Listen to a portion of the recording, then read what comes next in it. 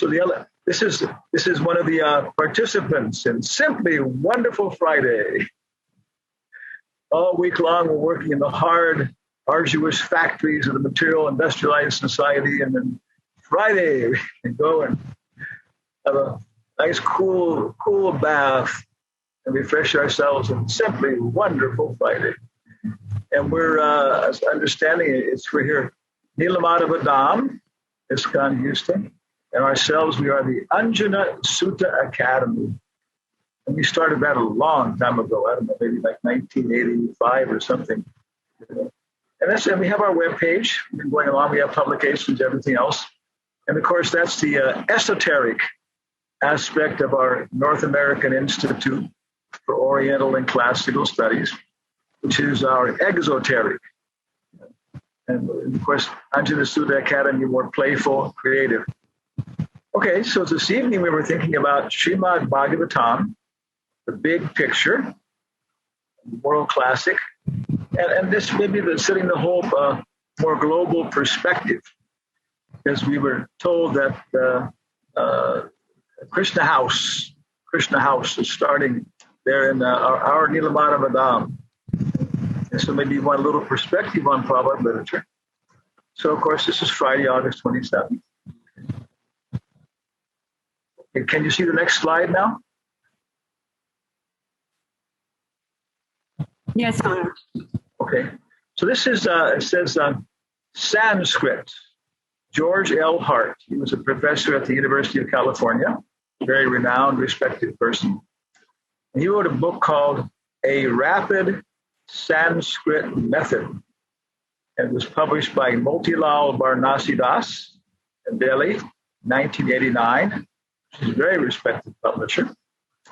And in the book he says, can you see the next slide?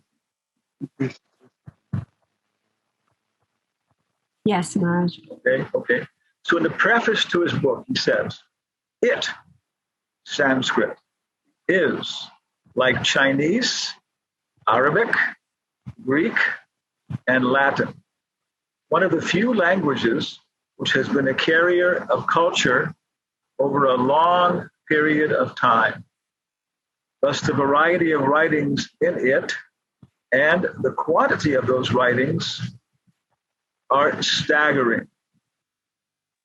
An incomplete list of the subjects treated in Sanskrit, usually with great prolixity, is as follows.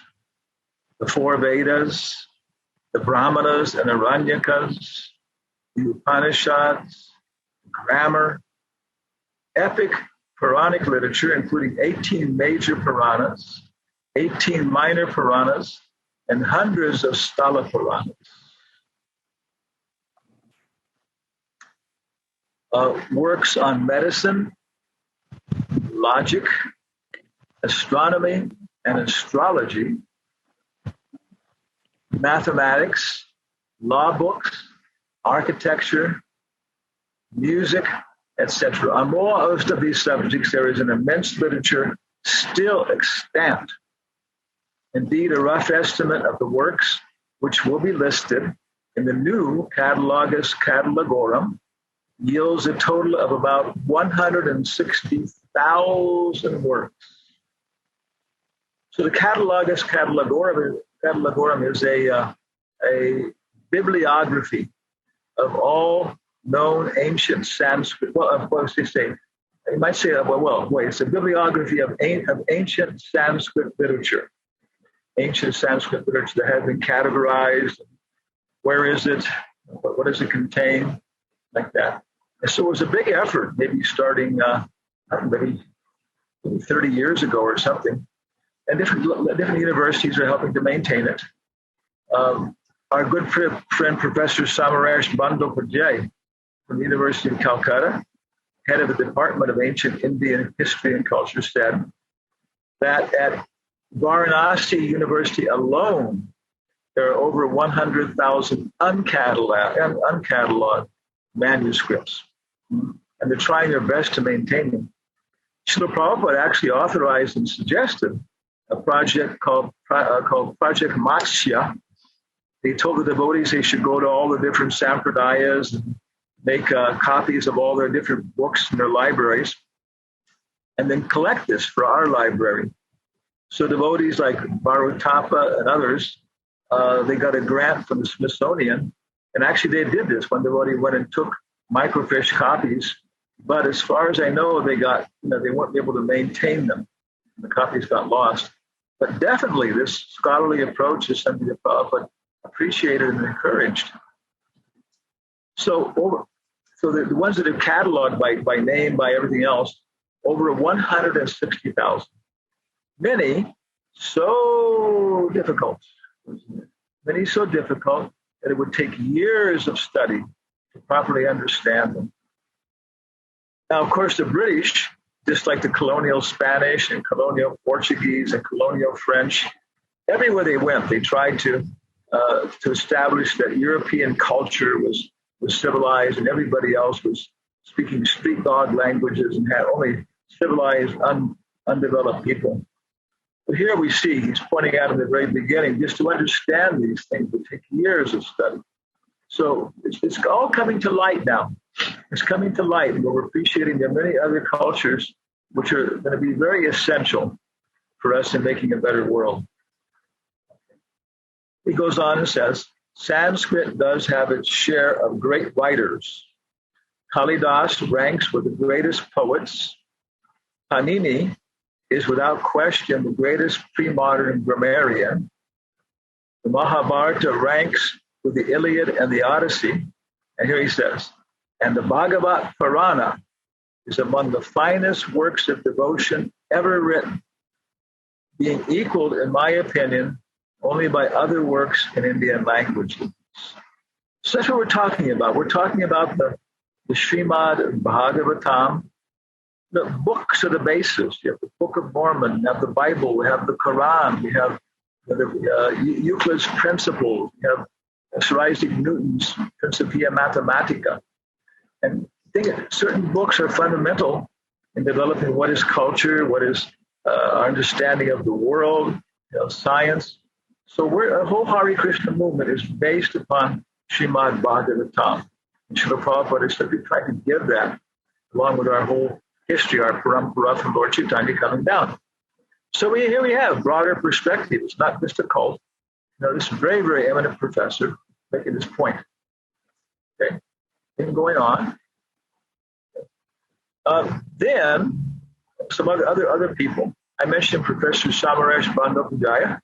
Here he is in the upper right-hand corner, and a close friend for many, many years. A very, very wonderful person, very great intellectual, scholar, respected, but also a very, very nice person. Good appreciation, good qualities.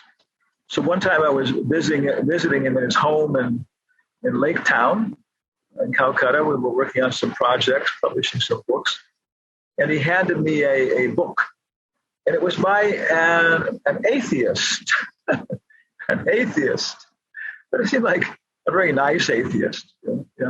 But his idea was that the world had been created by evolution. Of course, that's an entire interesting topic. What is the origin of the species, the origin of the world, everything else? Very big topic, something that needs to be discussed. But even this person did not. Anadi, close your microphone. Yes, it's a good idea. Carpool. Yeah. Anadi Radha, close your microphone. Yeah, thank you. You're very kind. Yeah, thank you. Yeah. So even this atheist, nice atheist, who believed that everything came about by chance and natural selection, he was talking about how we developed from bacteria to one-celled animals or something on up to frogs and monkeys and then people and on and on. And then eventually, of course, we developed sociology and psychology. And finally, in his opinion, the highest product of evolution was the Srimad Bhagavatam. And there you go. Even an atheist who knows this literature knows it's just Srila Prabhupada is bringing this incredible treasure and making it available, which is practically speaking been very, very, very little appreciated in the West. Joining this movement, if you're really going to join it, you have to appreciate you're getting into a very, very, very powerful tradition with powerful resources. It may shock you with how much influence you start having, much appreciating this culture. So, okay, even somebody who's not even a theist is appreciating this literature. Then we come down here, we have a picture of our good Radhika Raman, Professor Ravi Gupta, also from Oxford. And now he's the head of the Department of History at the University of Utah, Logan, which is their biggest branch like that, and also in charge of some more comparative religions, like that. And of course, very well published scholar internationally, so many things. It's a nice devotee. So he mentioned to us that when he was studying at Oxford with his doctorate, Oxford University brought, and I think the name is Narsingha Acharya Rao, and he was a very, very respected emeritus professor from University of Madras. And he was supposed to teach, I think maybe for 3 weeks, he was giving a seminar on the Srimad Bhagavatam. And maybe Radhika and 6 more graduate students. They were doing their reading, studying. And at the end, then they would submit a paper on that. That's how they would learn. It was a very nice way. Different authorities coming and giving seminar and the students learning and then submitting a paper. So anyway, Professor Gupta, Radhika Raman, told me that one day after the class was over, Professor Narsingha Rao, maybe 80 years old, he said, "Oh, Ravi, please stay for a moment. I know you're a part of this ISKCON movement, Bhakti Swami. And I just wanted to tell you that I've read all the major Sanskrit literature and most of the minor things also." And Professor Rao said, and I'm not being arrogant or proud or anything, I've been doing this for over 60 years. And so, it would be embarrassing if I hadn't read them. And he said that it says that amongst all the Vedic literatures, the Puranas, you've heard about them before, these great historical philosophical works, thousands of years old. The Puranas, it says, are like stars in the sky. They're so brilliant, so beautiful, until the moon of Srimad Bhagavatam comes up. So Professor Rao is making this comment, and he says, Ravi, it's not an exaggeration. He says, for the beauty of the poetry, for the sophistication of the grammar, and for the depth of the philosophy, he said, Srimad Bhagavatam is a class by itself. Prabhupada said, the duty of the spiritual master is to teach Srimad Bhagavatam to the disciples. So all of us, every single one of us here today, have to all become spiritual masters on the order of Lord Chaitanya. And they're taking so many people as our students and teaching them. Yes, somebody may be Diksha Guru, formally initiating. Somebody may be somebody else training us in deity worship. But all of us have to become Shiksha Gurus. We have to hear something. And of course, the basis is Srimad Bhagavatam. And then it's a wonderful, wonderful adventure. It's a wonderful process, learning these things, as poetry, as art, as music, as intellectual, practices. And our own humble selves, we've been bumbling along and trying to accomplish something, with maybe less sincerity than anybody else here. Prabhupada told me that everybody else here is more sincere than me. I would say, okay. It doesn't mean I don't have any sincerity, but not much. I'm trying. So our result, actually, just even a few weeks ago, we're based in Nashville, been locked down here, kind of. But we took a 3-week tour. Just got back a few days ago to Boise, Idaho. Boise, Idaho. Yeah. And we told everybody, we're not coming to San Francisco. We're not coming to Seattle. We're not coming to any place. If you want to see us, you better come and see us here. And quite a few people came. It was a very good strategy and visited. And of course, that enhanced the whole local programs. And it was so intense. But But for 1 week, Professor Ravi Gupta was there at the beginning, before his school year started. And we were talking to all these people on the telephone. And finally, we got a hold of Shonu Shamdashan. After 6 years of trying, 6 years. Yeah. And he's a what's the world class scholar, player, everything else. He came from Indian family, a Sindhi family in Singapore, I think. And he was doing the same thing. Many young people are looking for spirituality and everything else, higher consciousness. And he couldn't find anything really. And then he found Carl Jung. And Prabhupada says amongst all the Western philosophers, Carl Jung had the most sense. And so then he started going into his work and researching it. And he took his doctorate, I think, from London, University of London, which is, I think, it's the oldest university in England, I think. Somewhere there, maybe Oxford, Cambridge, they're all the same connected. They're connected together. So University of London, College of Medicine, and the Department of the History of Medicine in German. And that's when he really started doing all the works of other people of translating Carl Jung's works into modern perspective. And they started the Philemon Foundation. And it's just what Prabhupada said, amongst all the different communities of people, science is a philosophy of nature. Science is based upon very specific philosophical concepts and principles. It's a whole separate discussion. So amongst all these different philosophies, Kant, Christianity, Martin Luther, Calvin, Prophet Muhammad, scientific materialism. There's so many people. What's the name? Whitehead from Harvard, and Bertrand Russell. So many people. They try to figure out what is this world and give us some perspective. And the common people, of course, are just subjected to what the media gives them in terms of perspectives.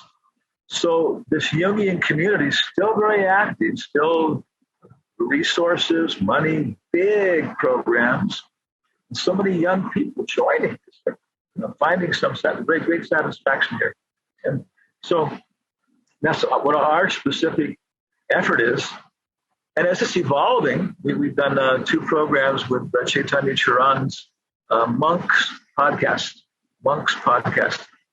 One was Hamlet and Arjuna, which is an area we've also been developing, world classical literature. And the second one then was science, psyche, and spirituality. Science, psyche, and spirituality. The encounter of Carl Gustav Jung with the Bhakti Siddhanta, of classical India. And we're learning a lot. We're refining things are improving because Bhakti Siddhanta Saraswati, Srila Prabhupada's guru, was born in 1875. Okay, and Carl Gustav Jung was born in 1876. Jung called these things, what do you call it? Not coincidences. That's what they call it. He has a word for it. Yeah. But they say, he'll come back. So that these things are happening, and he didn't take it by chance. He took it. There are things in this world which happen like that, which we should look at, which is being controlled by forces behind the gross level. So Jung, of course, was passing to the subconscious, and so many things that we describe in our literature, he was actually experiencing these things, to our perspective. So Bhaktisiddhanta Saraswati, his life, we have such great resources on how he grew up, what was happening. Bhakti Vikash Maharaj has given us a tremendous biographical resources to be investigated. The Bhaktivedanta Research Center, the Oxford Center for Hindu Studies, all ISKCON resources. So Bhaktisiddhanta was the example of how we became industrialized. Yeah. And then we have from Carl Jung's side, Bhaktisiddhanta, how we became industrialized in the East, and then how we became industrialized in the West. Yeah. And that's really the big problem, in industrialization. We can define it as expert production at a point, concentrated point, for mass distribution at a distance. Some people become very expert in manufacturing Adidas tennis shoes. Oh my God! Adidas tennis shoes. Oh, yes. 45 different layers and rubber from Borneo. Okay.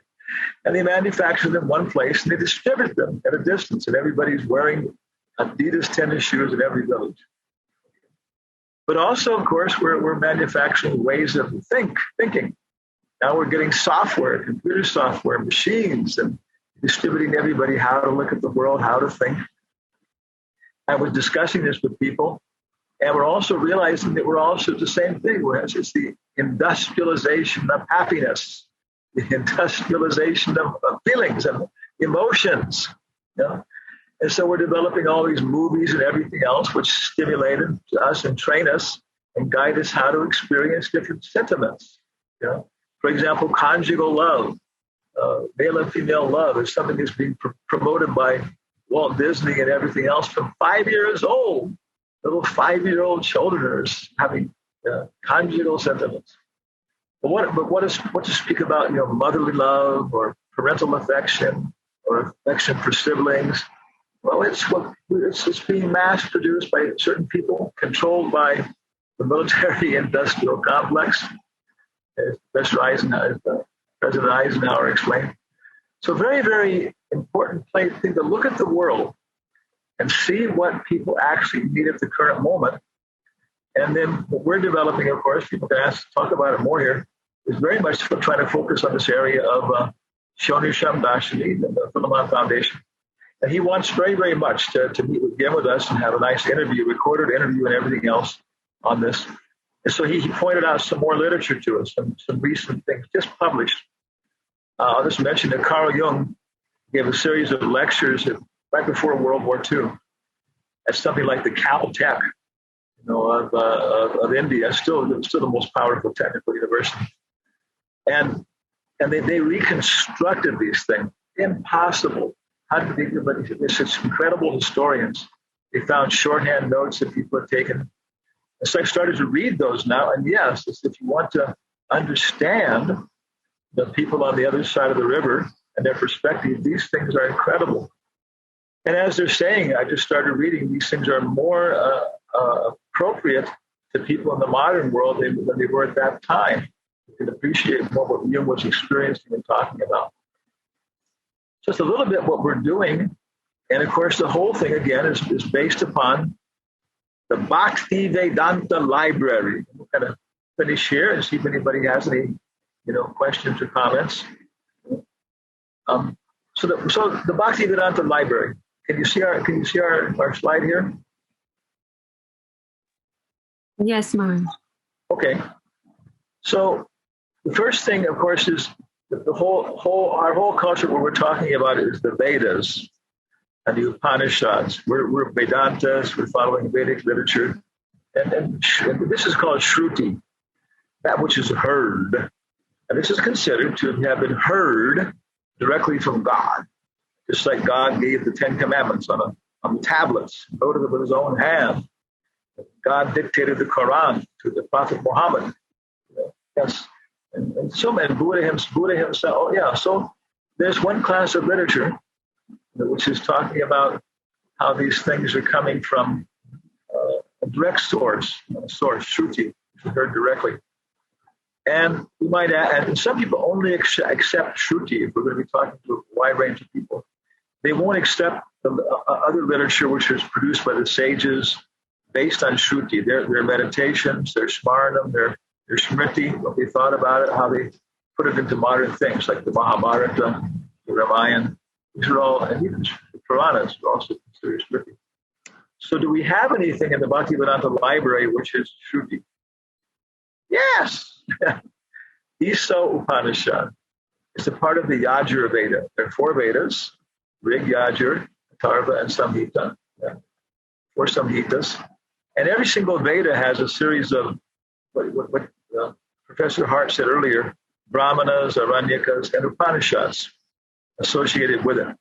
So the Isopanishad, which we have from Prabhupada, very, very fundamental, very, very logical, is based upon the Yajur Veda. And we can study these things very nicely. Very happy, a lot of fun. It's happening. Okay. Then after that, there is what is called sometimes the Gita Upanishad. And of course, Prabhupada gave us the translation of the Gita with very, very, sophisticated, big translations. So we have from Prabhupada is actually the Bhagavad Gita as it is, which is much bigger than the Bhagavad Gita and much more profound. But it produces the Bhagavad Gita in a fundamental aspect. And Bhagavad Gita is considered by all people following, the Vedas and everything else. Prabhupada said every Indian accepts Bhagavad Gita. And one sannyasi said, well, Prabhupada, what if they don't accept Bhagavad Gita? And Prabhupada said, then they go to hell. Okay.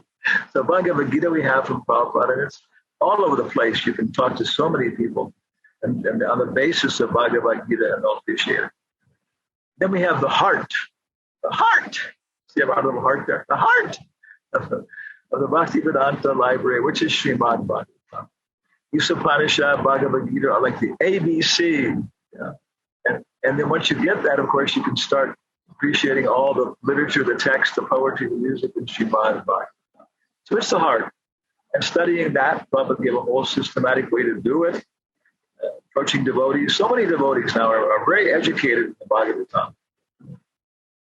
Then we have Chaitanya Charitamrita, which is basically a Srimad Bhagavatam class. Lord Chaitanya is showing us by his own personal example, everything else is preaching, how to appreciate Srimad Bhagavatam, 17 volumes. Then we have Krishna, the Supreme Personality of Godhead, 2 or 3 volumes, which of course is the 10th canto. And Prabhupada says it's complete in itself. That's the pastime of Krishna. If you're reading the Krishna book, Lord Chaitanya will come and listen with you. He'll come and hear you reading it. Okay. Then we have Light of the Bhagavat, which is a very excellent book. It's 1 chapter from the Krishna book. And we're using that all the time as an outreach tool because Prabhupada took that chapter and he gave us suggestions about how to use it, preaching to the cultural aspect, cultural environment. It was designed for a conference in Japan on cultivation of the human spirit. So we buy those by the case. And what else do we have? We have the life and teachings of Lord Chaitanya. This is not available in English, but it's part of the introduction. In Spanish, they make it a separate little book. And of course, you can do that. You can go to vedabase.io and you can take it out and print it up and distribute it. It's very, very wonderful little biography. Oh, I know about Aravinda. I know about Martin Luther. I know about, who's your Lord Chaitanya? You can read this in one evening. Beautiful little biography of Lord Chaitanya. And of course, the teachings of Lord Chaitanya, Prabhupada was not going to do this Srimad Bhagavatam, 17 volumes. So he extracted out 5 dialogues and put them into one book. And, all Gaudiya Vaishnava people say, oh, such an excellent extract. And by itself, you have to read it separately. So for academics and professors, we also love this because it's not 5,000 years old with 20-mile-long witches, but it's only 500 years old. And it can be divided into, these 5 little sections like that. So it's a very, very excellent book. We also buy it by the case, Teachings of Lord Chaitanya. And we have the Nectar of Devotion, the complete science of Bhakti Yoga. This is the Opus Magnus of Rupa Goswami. And all over the world, it describes how developing spiritual life from, the do's and the don'ts, getting free from smoking and drinking, and whatever, all these things, all the way up to the most esoteric sentiments. In Christianity, these are called, to our understanding, beatific states of consciousness. To us, it's like bhava, sattvika bhava. And this is the natural development of spiritual life, whether you're Russian Orthodox or Santa Teresa of Avila. In their descriptions in their literature and their community, yes, they're going through these things. And when we have interfaith dialogues with very, very powerful Jesuit people and stuff, it's very they're very challenging. They're very sincere, but they're also appreciating, okay, let's talk. We have some things that are useful to us, and please take advantage of our love of God. So Nectar of Devotion is a summary of everything. Of course, we also study this in our literature. And Nectar of Instruction, that's probably said it's the first book. The first book. And it's like a summary. In 11 verses, Rupa Goswami gives summary of everything. Of course, we're publishing. Pretty soon we should have out our own little commentary on it, perspectives on it. But it's so intense, so wonderful. It's your whole life. You can simply go on, you're taking that as the basis. And from that, growing your development and your study of the whole Bhaktivedanta library. So, of course, we distribute that. Okay. Then we have, what else? Can't read this here. It's been covered by the robot. Yeah. We have, what is it? Letters from Prabhupada, a whole section of books of letters, lectures on Srimad Bhagavatam, room conversations. So all together, one time we did this in the West. So many people have these in our industrialized countries. So we in their houses. So we did a home program one time. We start putting all the books out there, like we're doing now, and explaining them, stacking them up, and 35 volumes of what do you call it? Room conversation, lectures, letters, everything else, morning walks, and all the books. And finally, I said, I always remember this. I said, and some people say Srila Prabhupada didn't give you everything. And then one new boy there, he said, thank God. So this is it. From Prabhupada's books, he indicates so much other reading. And this is going to take what? Nobody can take everything the spiritual master is offering. But we should get a little sample of everything and then find what we should know. Basically, 2 mantras are enough. Shri Krishna Chaitanya Prabhu Nityananda Shri Advaita Gadadhar Srivas Hari Gaura Bhaktivedanta.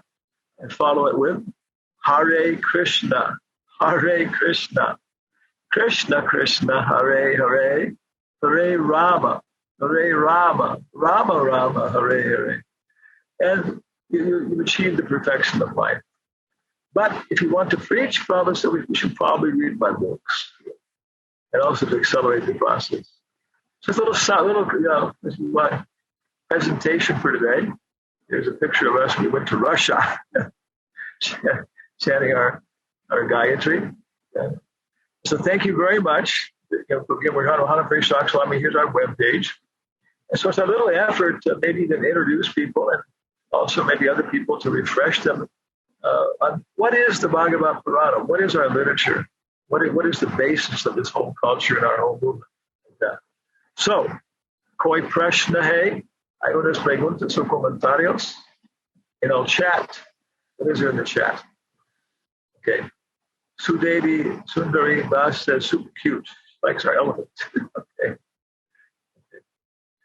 And then Anadi Radha begs forgiveness for having the microphone.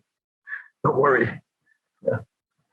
We're so happy to have you here. Leave it open the whole time. Dr. Jason says, Hare Krishna Maharaj, please have my humble obeisances. Okay. Sugopi Palika, synchronicity. Yes. Sugopi is studying at Yale University for her master's degree and her doctorate. And we've been encouraging her to study history. It's a very, very good subject for girls. Study history. And you can get a master's degree. It's all you need. Doctorate, I don't think is necessary. Maybe a couple of master's degrees. Because then you can start publishing your own books and everything else, and you can teach any place like that. Take some temporary contracts. But you don't have to make a career out of it. You can have a family, you can teach, publish books, and make a wonderful contribution to the public. So, Winston, Dr. Jason, down here. Okay, His Holiness Hanumat Swami, our webpage, yeah. So anybody else has any comments or questions? Prabhupada says, unless you have questions, you're happy in this nasty place. Hare Krishna Maharaj, this is Sundar Gopal Das here. Pleasure to see you. Oh, it is good to hear your voice. I'll go to Houston right after Radhastami. We'll be there for almost 2 weeks. It will be very nice. Look forward to that visit, Maharaj. Okay. Quick question. So you mentioned that Nectar of Devotion is kind of a summary of all these other literatures. And so Nectar of Instruction is summary of Nectar of Devotion, or what is the place of? So can you elaborate a little bit on that? Yes. A couple of times I've seen Prabhupada saying wonderful books of Rupa Goswami, Upadeshamrita, Bhakti Rasamrita Sindhu, and then Vidagdha Madhava and Lalita Madhava. So it's one line. Yeah, Upadeshamrita is the summary of everything. It starts off from the most simple things like sense control. Don't smoke, don't drink, get up early in the morning. And this is, of course, very universal. But then it goes through different processes there, different perspectives, on up to Radhakund, the most esoteric ideas of religious consciousness that we have to offer. So basically, yeah, and you can see, I think there are very nice parallels, with the development of Nectar of Devotion. So, yeah, I would say it's a very, very nice summary. And Bhakti Rasamrita Sindhu is a complete science. And Vidagdha Madhava and Lalita Madhava are two examples there. Rupa Goswami shows us in these dramas all the pathos and humor and everything else. Yeah. Thank you, Maharaj. Thank you. It's very enlivening just to hear your voice. Pleasure to hear you and see you. Of course, that's what the wolf told Red Riding Hood also. I what big eyes you have. Hare Krishna Maharaj. Hare Krishna. I had a question about here's my doubt, is that this is a 5,000-year-old text. It's been passed down through teacher to student. And how can we be certain that the Sanskrit writings have not been altered and are just as they were written by Srila Vyasadeva? There's a couple of very nice perspective. One thing, of course, we're coming from, we're trained in this industrialized world in a certain, philosophy of nature. There are philosophies of ethics, philosophies of aesthetics, and philosophies of nature. So science is a philosophy of nature. And of course, it's extremely based upon mathematics. And mathematics is a somewhat loosely defined field. But you go to mathematics and you'll find Euclid's principles are so central.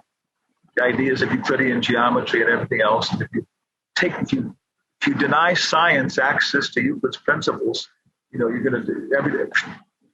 95% of everything we have is going to disappear. Of course, there are other mathematics beyond that, practically speaking. So anyway, science is a way of looking at things. And one of the things it says is that time is isomorphic, and things have been going on just the same way now as they have in the past. But this is ridiculous to me to make some declaration like this. It's a very big topic. But basically, we're saying, hey, there's room to accept that time moves at different paces and different ways, and space is different. If I stick a ruler into a bucket of water, it appears that it shifts to one side, right? Oh, it appears that it's being cut right at the surface. Yeah, so you don't know how far away the stars are, the time, even carbon dating. There are many difficulties. So these are questions, like you're saying, valid questions. And Bhagavad Gita 4:34, in the purport, Prabhupada says that blind faith is condemned. We're no way on that. We're asking that. We're simply asking people that if you come to a certain level of realization, whatever, okay, then you take first initiation, you matriculate into the school. And then we're promising if you stick with it and follow this process, you'll get your diploma. You'll become Uttamadhikari. But if it's not happening, you're not obliged to continue. The contract is not for blind faith. The contract is basically first initiation. You're giving up artificial doubts. You're not bringing artificial doubts into the thing to avoid surrendering. No. If we can supply you the information, everything else, then you're going to okay, honestly accept it and consider and go ahead. You're not going to waste our time, once you come into the school.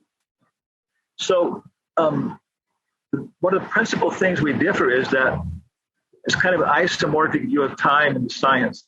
What we're saying is everything is going through cycles. Your heart's going through cycles. Your stomach's going through cycles. The days are going through cycles. Even the earth, when it rotates, is spinning like a top.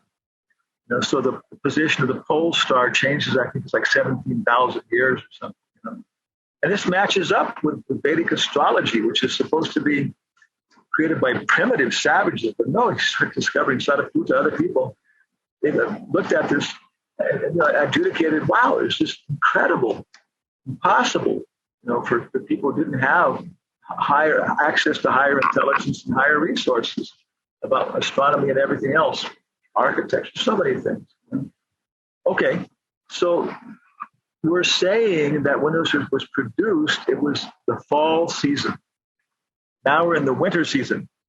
You go to New York in the winter, there's no people, no fruits, no flowers, no squirrels, no frisbee, everything is covered. People are covered. It's just, So some cockroach, you may think this is all there is. But they look at the cockroach Bible, the cockroach Puranas, it says, a few months ago there were flowers and fruits and trees and everything else. Yeah. Okay. So everything is changing. So 5,000 years ago was the end of the age of bronze, and everything was finer. Methuselah was living for 1,000 years, and everybody else was living for 1,000 years. Yeah. That's one of the first points to consider.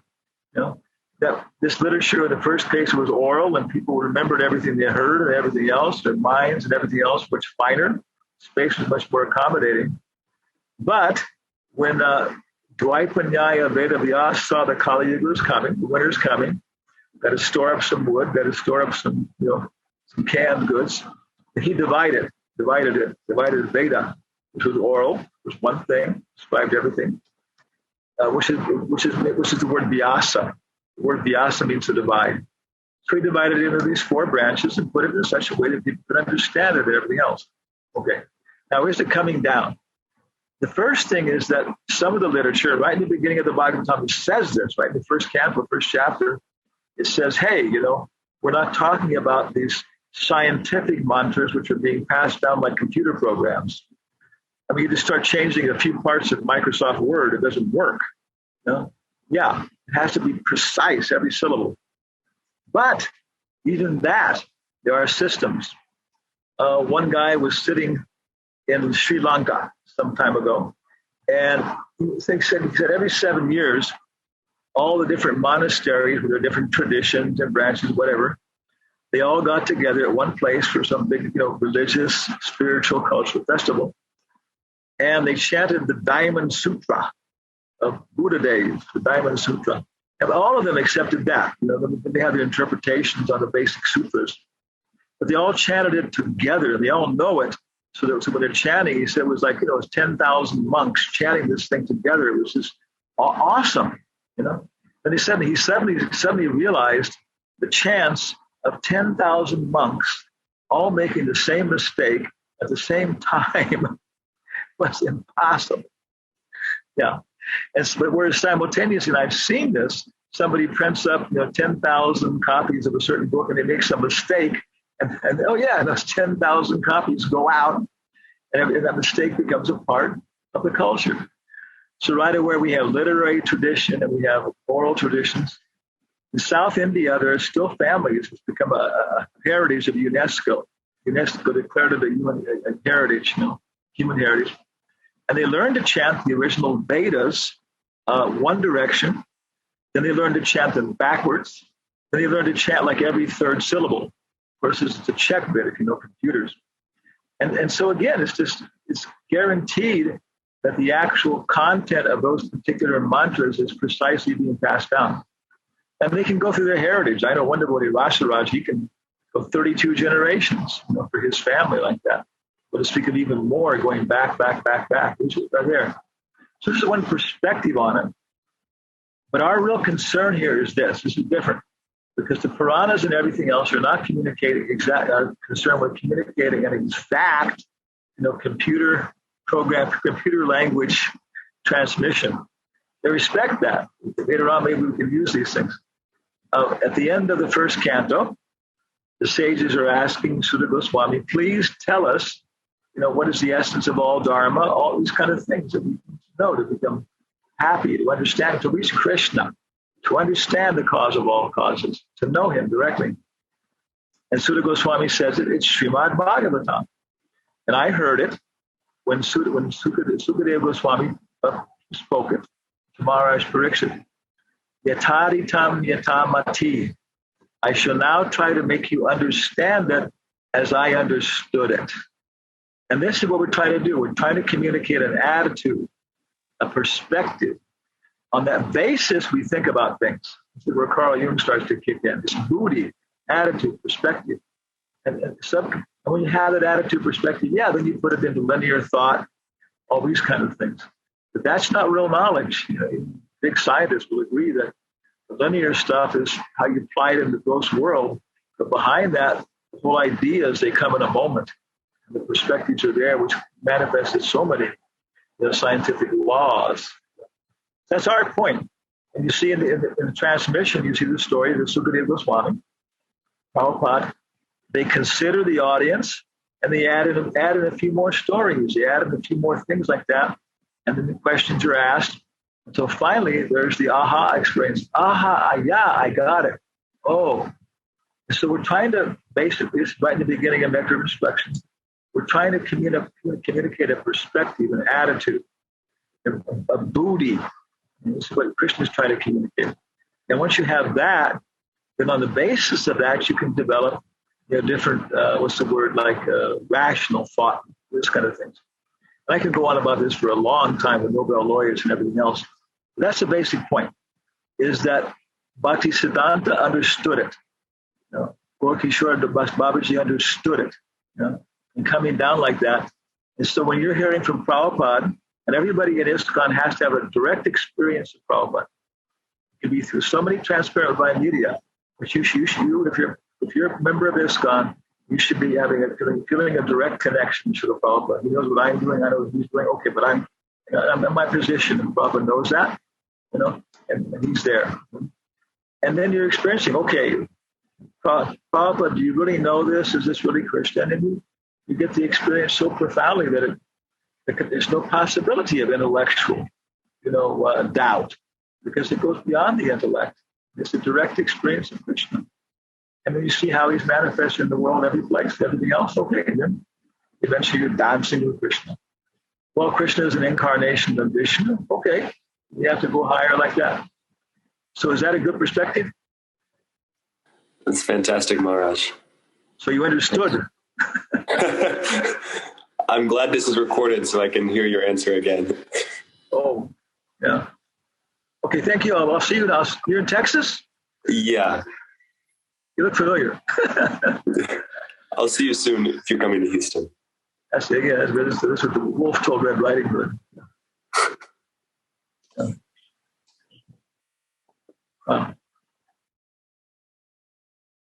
Bhagavan Narada Das. Hare Krishna Maharaj, my obeisances. Hare Krishna. Thank you. I have a very general question. All of these scriptures are very overwhelming, it's a lot to digest, obviously, but I need some practical advice as far as, what's the best way to share this information with college students in a digestible way, in a timely way that they can understand, that's relevant and relatable to them these days? Like, what do you feel the best approach would be without overwhelming it? Or should we just give them the Maha Mantra and Japa and Kirtan first, or just Prasadam? I mean, what's the balance between these things that we can offer them, and how can we make it, successful for them and give them that taste? One thing is that that's the whole point. I'm a person, you're a person, Krishna's a person, and all these college students are people. sometimes I forgot that one. And Seshadas said, Hanuman Swami, they are people. Oh, yeah, I forgot. They're not like, statistics or college students, And so the main thing, again, what kind of, boy, I always give this quote. I like this quote. Clint Eastwood, right? Yeah. Okay. Dirty Harry. Yeah. So he said, what did he say? He said, one movie, I forgot what it was, Joshi Wade or something. He said, I don't talk much, but when I talk, my pistol speaks for me. So that's not a recommended successful form of preaching on campuses, like that. But other places, yeah. I mean, in certain situations, you draw your gun and point it at the guy and say, hey, look, read this book and start applying it to your followers, and I'm going to come back with my army in a few weeks and see if you've done some of that. Well, okay, I'll look at it. And yeah, so there are different kinds of, that's Hansaduta told us that Prabhupada said every single psychological circumstance you can encounter, you'll find in Srimad Bhagavatam. So take all the stories to heart, chant Hare Krishna, associate with devotees, and then the base thing is to make friendship with people. That's the first principle, is you say hello to them. And I have my perspective on this. Chanika Pandit says, victory comes from good advice, and good advice comes from many counselors. So I'm one guy here, Talk to a lot of people. Every salesman has his own technique. So you got to develop your own way of preaching. And I know some people, but I always mention my friend Lokanath, his wife Maharani. She didn't know the difference between an atom and a molecule, I don't think, But she was a really good cook. It's like nice, very satisfying. So she would cook for many of the programs, and then immediately, I started Nobel laureates. They would just surrender and accept her opinion on the books just after they had her cooking sometime. And she would say, well, I don't know, but the books are just as good. Give me a couple, And so she was preaching to Nobel laureates on the basis of her cooking. That is an appreciation of Krishna. General formula that Prabhupada gave for the academic atmosphere of the students was, first thing, nice reception, right? They got to look at you and how you're dressed and how you appreciate them. And of course, it always happens. We have the same way on the street. You say, hey, brother, how's it going? It's like you appreciate it. You got to have a proper reception. Lord Chaitanya, when he gave a proper reception to Sarvabhauma Bhattacharya, right? He listened for 7 days. And I've done this sometimes years, listening to people and actually understanding what they're saying. And then finally they say, well, what's your opinion? And you say, well, now that you asked, and then Lord Chaitanya wasn't crude or anything, but he didn't deviate because you asked. Okay, I'll tell you my opinion. And the same way with Prakashananda Saraswati. Lord Chaitanya took a position which matched their consciousness, and then he showed his effulgence. You're going to have all devotees have nice effulgence and nice smile. I think it'll be nice kirtans. Prabhupada said those three things: nice smile, smile, nice kirtan, and nice effulgence. And Prabhupada should take advantage of it. Prabhupada said that pure devotee makes so many followers by his smile. There it is. You're being friendly, being a nice person. You're happy. And so they're listening. So first thing is a nice reception. One very, very successful program at the university is prasadam distribution. And sometimes it'll take an entire year of prasadam distribution, and people should pay for it. Every day, every week, once a month, they pay for it. Okay. But afterwards, a very, very, very nice table for book distribution. And you don't preach at all. These guys are so arrogant and everything else. But they cannot pass by a beautiful book table. It's just like they got to look. And you pick out the literature, like we do in Light of the Bhagavatam. And then when purport Prabhupada introduces basically nectar of instruction.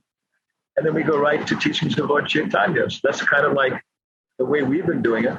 So nice reception, and then nice prasadam. And then you can start to talk philosophy, Prabhupada says. It's kind of like the sequence. The urban monk, a devotee Gadadhar, he's had like tremendous experience, successfully becoming a chaplain and stuff, And I think he goes to Bhagavad Gita before he goes to japa. Because japa is more of a commitment. Where you got to go to dhyana. So once you're a little satisfied by Bhagavad Gita, okay, I'll try chanting. But that's kind of my experience. Different kinds of people. For example, I was listening to all Prabhupada's lectures, and when Prabhupada was lecturing to universities, many times Indian students would come in the 1960s, and many times they were very aggressive. Oh, Swamiji, you're giving a bad impression of my India. My India is no longer superstitious, and so on. And Prabhupada would just get right into fights with them. It was incredible. He would just go back and forth, And I was thinking, oh, Prabhupada, why are you so argumentative? Then I got, different impressions from Prabhupada in my life. And he said, it's my nature. I like to fight. You don't have to be that way. Okay. But Prabhupada liked to mix it up. And I can see I give my very logical, intellectual lecture and very peaceful. And people go away and forget it. After 3 days, you forget everything. Okay. But these Indian students, I'm sure for the next 20 years, are thinking, oh, Swamiji. Like that, I would have said. And after 20 years, they're going, Swamiji was right. So Prabhupada's understanding his nature. Prabhupada said, I've always been very argumentative. Even when I was married, I was argumentative. But it's not my nature. I grew up different. But you see there, Prabhupada, he took that attitude towards his college students that was making them so angry at him, they would never forget him. That's very expert to handle that kind of thing. So develop your own style, talk to different people, see what they're doing. And one nice formula again is nice reception, nice prasadam, and then the intellectual discussions. Okay? Yes, thank you. Thank you for everything. Hare Krishna. All right. The Institute Paramita. Instituta Paramita. You're moving. A television show. Gopinath Das, Sadhu Sangha Dasa. Oh my gosh, they made it.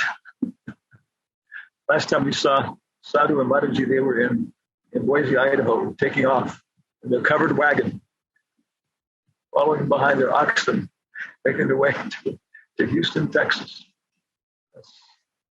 Okay. So I don't know. I now return control of our program to our sponsors. Winston Lynn. Oh, I forgot to change my name. I apologize. I'm sorry. Thank you so much for such a joyous class with so many practical instructions. Thank you so much, Maharaj. It's a joy, as always. Hare Krishna. Bye. Thank you. If anybody has any questions or has any comments, please feel free to unmute and share before our announcements. You can put it in the chat, or please feel free to unmute if you have something that you would like to say. I see Chandramukhi Devi Dasi in Peru. Mm-hmm. From looking at her, I can tell it's cold in Peru. Hare Krishna Maharaj, thank you for your Vani association. Oh my gosh. It's Hari Das. Hare Krishna. Oh, we have so much to do on Bhakti by Baba, Bhakti Shastra. I feel guilty if we haven't done anything, practically speaking. But anyway, everybody can go ahead without us. We'll see you in a few days. Yeah. Wow. Yes. We sort it out when we will be here. Oh, yes. Thank you. Keith's phone, Kaylee. Yeah. Hare Krishna Maharaj. Hare Krishna. Thank you so much for this class. It was wonderful.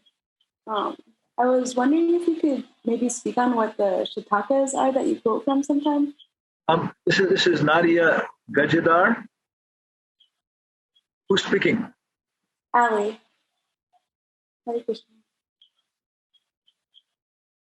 Who's talking? Ali, right here for you. Oh, okay. There you are. Okay, it's amazing. The internet thing. Okay. Yes. Well, yeah.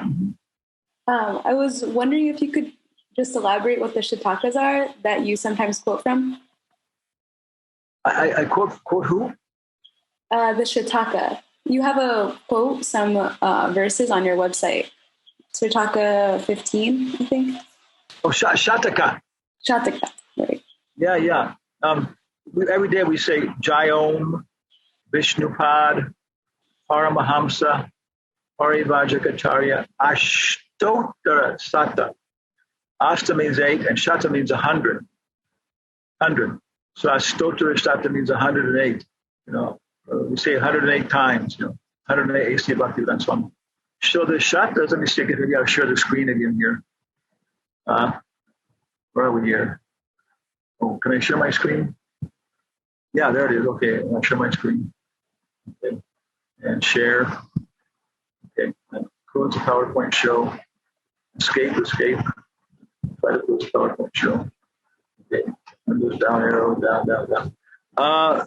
Then if we go to let's go to Anjana Sudha Academy here. Somehow or other, it's not allowing me to move the toolbar here. How do I do that? Oh. Well, anyway.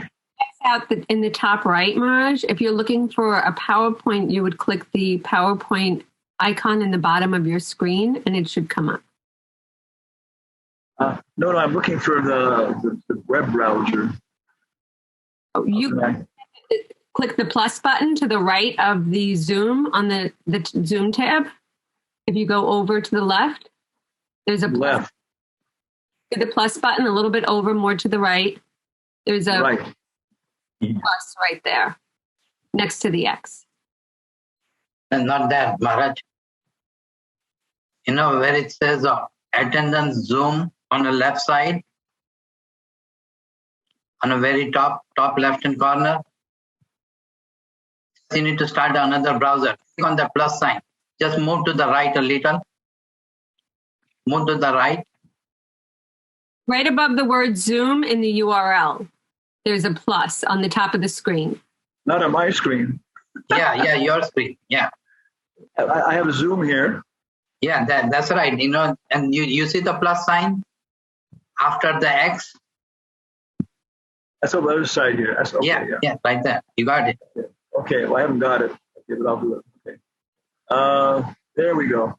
Okay, because what's happening is the toolbar is covering the top part of my screen. Maybe I'll show you. Oh, okay. Yeah. Okay, now I go to jayarama.us. Here's our webpage. Okay. And I manufactured this with Microsoft Word, which drives programmers nuts. Okay. Microsoft Word. So hello, who are we? News archives. You go to the archives. Okay. And it has something about it here. And you describe the archives, the introduction. But you can go right into the archives. And now we're looking for Vrindavan Dham Mahimamrita. And this is where this is all from. It's a book by Prabodhananda Saraswati, and I think it's one of the very best books in the world. But of course, we're following Lalita, so maybe I'm deviating by introducing this book. Paul probably the other side of me. But okay, Vrindavan Dham Mahimamrita. Okay, click on it, it'll download. I'll download it to my desktop. Okay. And there it is. And you open up, open. And there it is. Okay, that's what it is. And it's Sri Vrindavan Dham Mahimamrita, The Nectarian Glories of Vrindavan Dham by Prabodhananda Saraswati, translated by Krishna Kratadas. And so Prabodhananda Saraswati, who's on the far left, if we're looking at Krishna, Krishna's on the left and Radha's on the right as we look at them. So on Krishna's right side, our left side, the far extreme is Tunga Vidya, the peak of knowledge. And she's in a different humor than Lalita. We're following Lalita. Yeah. So she incarnated as Prabodhananda Saraswati in Lord Chaitanya's Leela, and of course Prabhupada's quoting Prabodhananda Saraswati. So he wrote, we have 16 shatakas, and each one has 100 verses. And it says, meditating on the lotus feet of Sri Sri Radha Murli Manohar, placing myself at the dust of Lord Chaitanya's lotus feet, and respectfully offering obeisances to the great devotees of the Lord, who are so many oceans of transcendental virtue, I shall now happily begin to praise the transcendental opulences of Vrindavan. Of course, this is Kushakrata's translation. You should know about him. I am not strong enough to go to the far shore of the great nectar ocean of Vrindavan's glories. Who can go there? However, because I love Vrindavan, I will now dip into that ocean. I pray that this endeavor may become successful and bring an auspicious result. So it's very, very intense, very, very beautiful. And Kushakrata's translations are, it's a draft. There are many mistakes in the exact details, but his feeling and everything else is so communicative. So that's what it is. And it's available. It's on our web, our archives there. But again, Prabhupada's books are the basis. So, okay, yeah. Bye, Krishna. Thank you so much, Maharaj.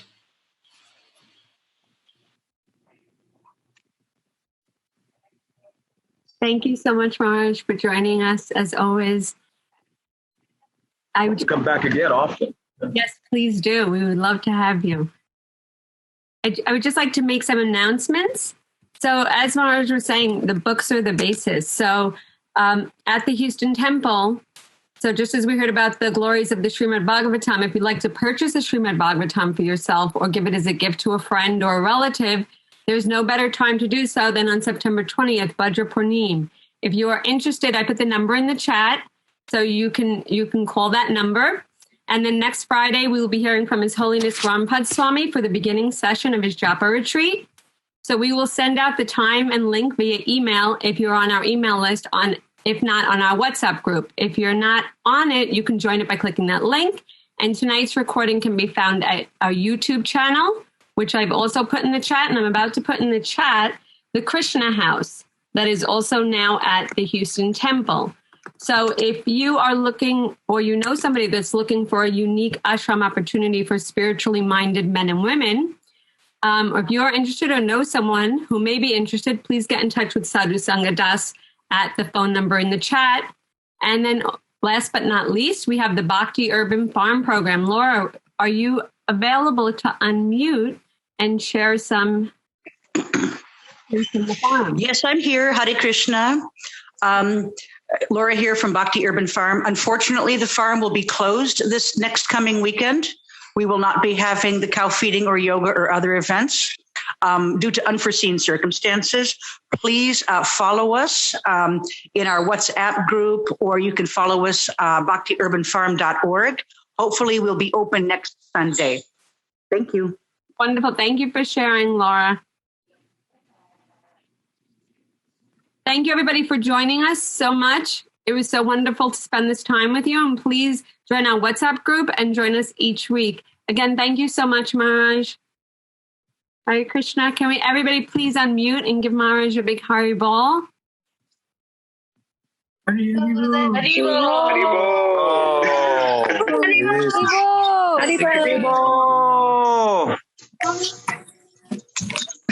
Where'd it go?